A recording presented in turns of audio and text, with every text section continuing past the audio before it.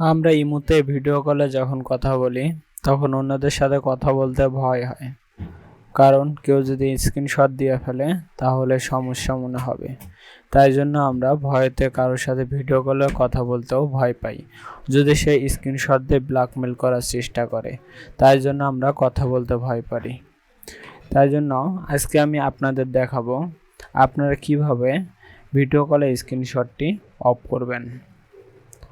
তাই জন্য দেরি না করে আমি এখনই আপনাদের দেখিয়ে দিব সেটিংটি। ইমোতে প্রবেশ করলাম, করার পর আপনাদের নিজ নিজ প্রোফাইলে প্রবেশ করবেন। করার পর এখানে দেখবেন প্রাইভেসি অপশনটি আছে, এখানে আপনি ক্লিক করবেন।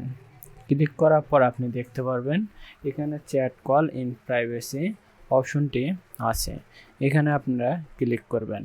ক্লিক করার পর নিচে দেখবেন ব্লক স্ক্রিনশট ফর কলস, দেখছেন আমার এখানে অন আছে, তাই আপনারা এখানে চাপ দিয়ে অন করে দেবেন। দেখুন অফ হলো এখন, তারপর আমি এভাবে চাপ দিলাম, অন হয়ে গেল। আপনারা এইভাবে ভিডিও কলে কথা বললে স্ক্রিনশটটি অফ করে রাখবেন, তাহলে ভিডিও কলে কথা বললে কেউ আপনাকে স্ক্রিনশট দিতে পারবে না।